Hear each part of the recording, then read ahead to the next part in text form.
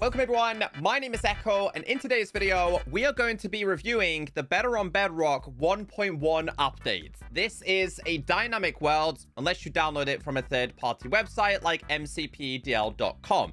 Now, this update is mainly a quality of life update, but we do have a bunch of changes. I want to keep you all updated. Now, Bedrock on the Minecraft marketplace is closing in on 300,000 downloads. This is certainly one of the best dynamic world / add-ons that is available. If we scroll down to the bottom of this page, you can see the latest changes. It says Spring to Life game drop support, new guidebook, reworked enchanted mobs, new quest icons, overall tweaks and gameplay improvements, bug fixes, and much more. Now, marketplace partners only get a small amount of characters to share the changes, but good news is Poggy did share the full changelog on their website. For those interested, I will leave the official changelog down below so you can check it in your own time. Now, they have updated the marketplace art, and it looks incredible. The previous art didn't do this dynamic world / add-on justice.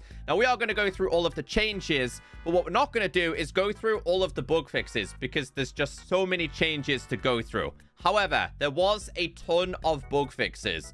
So shout out to everyone who has been reporting these. There is still a couple of issues that are currently happening, but a hotfix will be introduced. So let me show you what's currently bugged. So if you are playing with this and you encounter the Enchantress and the texture looks like this, we can confirm it is currently bugged. Here is also a couple of other bugs that have been discovered. So if you do encounter these problems, they will be fixed very soon in a hotfix. One of the key changes with Bedrock is it now supports actions and stuff. The latest file size is showing in at 88 megabytes. One more thing, for those of you that do like to use actions and stuff on a realm, but you don't want to use the custom texture pack that actions and stuff offers, you just want to have the custom animations, previously it has been incredibly bugged. Here is a tweet from David, who works on the Realms team, that said, "We did a Realms fix for subpacks. So add-on settings, like those on actions and stuff, should work properly now.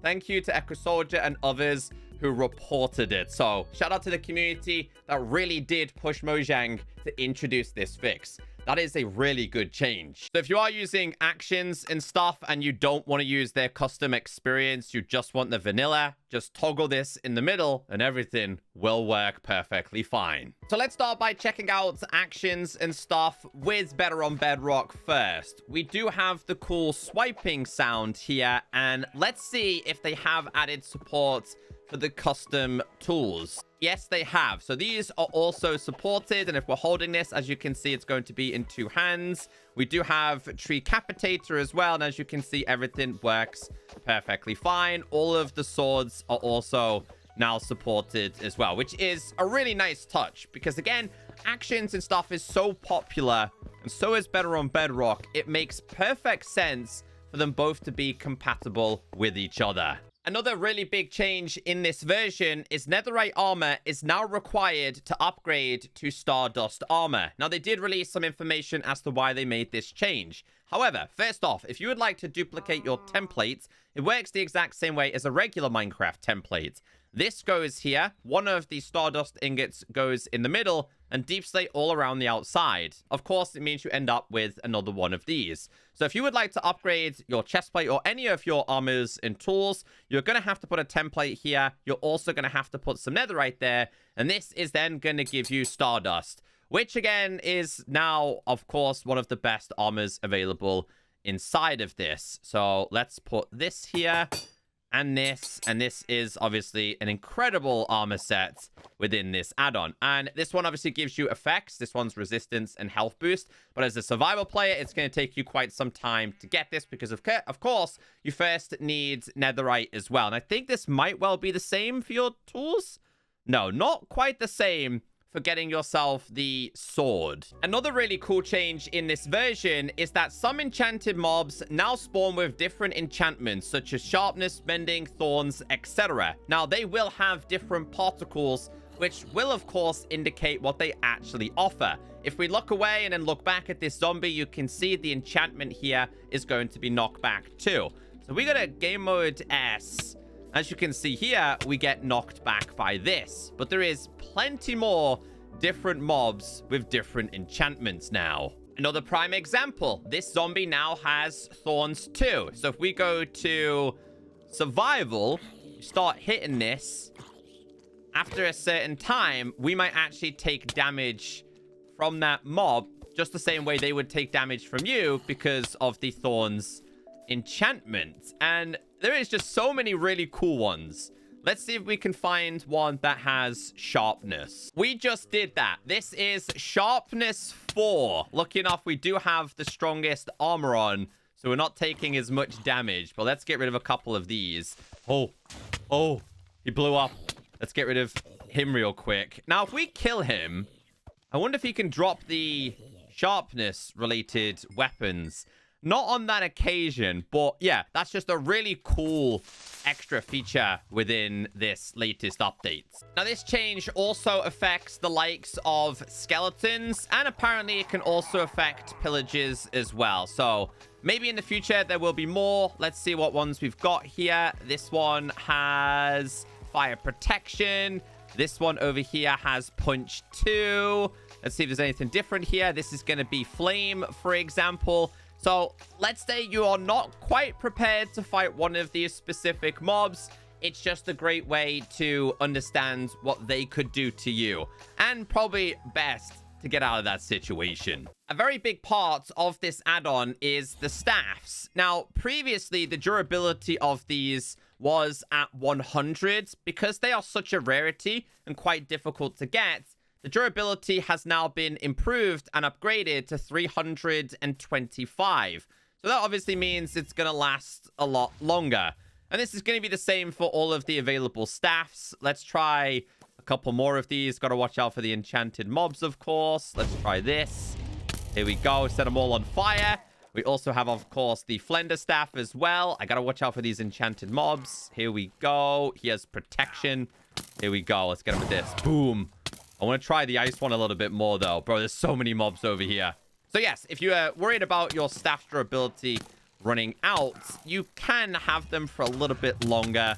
And one thing I would like to do is /enchant at P on breaking 3.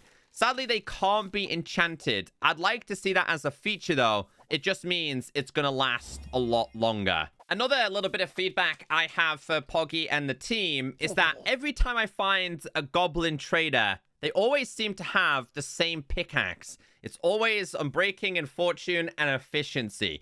I think they need to add a little bit more. Maybe have some silk touch in there or some other available things. Don't get me wrong, it's a great experience. But if you find one of these quite early in your world, it can be quite overpowered, in my opinion. Good news is, these 3 ingots can now be converted into blocks. So if you wanted to make a Stardust block now, there is some custom different designs available. And all of these, again, can be converted. Maybe this one's a little bit cheaper to make. Now, apparently this one can also be done as well. Hold on one second. Okay, so maybe? No, maybe this one can't. According to the changelog, it was actually meant to be a thing. Maybe that's a bug, but regardless, these can be converted, and obviously these ones can as well. Another feature introduced is the gauntlets, known as the amulets, have also had a durability increase. So if you want to use these, the cooldown might differ depending on the ability you are actually going to use. So obviously the ones that do more power might take a little bit longer to cool down. But I think the cooldown overall was actually improved anyway. But yes, you can use these a little bit more freely now without worrying about them running out. Another really cool community suggested feature is that the void boots can now be enchanted with vanilla enchantments. Now, of course, these allow you to walk on the void, but they do take damage as you walk along. If you wanted to put something like feather falling on these, it is now possible to do. As you can see, we now have feather falling on this, which means, of course, if you fall from a height, you're not going to take as much damage. If I was to take these off, /enchant at P on breaking 3, /enchant at P mending.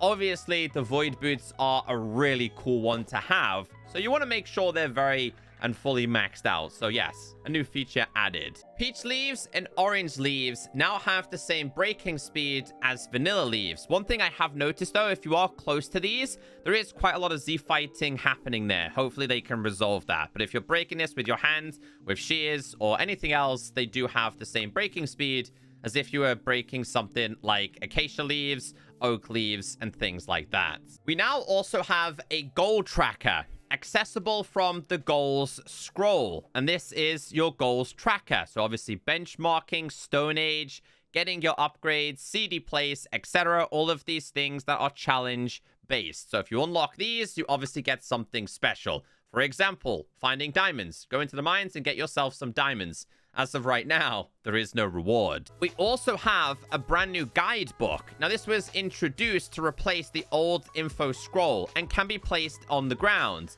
And this is just going to teach you a lot of the basic information regarding this add-on. One thing I will say, though, is I think it's quite a difficult guidebook to understand. Maybe it's the font.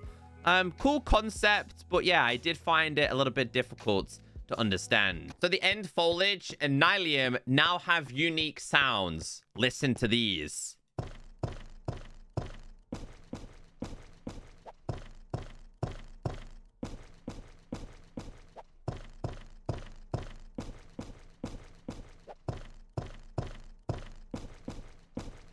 So just a small quality of life feature, but it's pretty cool. Even when you're just walking on blocks, there is a significant difference when you come to these locations. So another change that has been added is that phantom spawns from the Flender will no longer burn during the daylight. Now, another really cool change, and I know Poggy introduced this, part of the reason why is because of watching my videos and streams, is that if you do manage to find the well dungeons, which is this location, you'll be very well aware of the loot down here can be incredibly powerful, like in the likes of the barrels.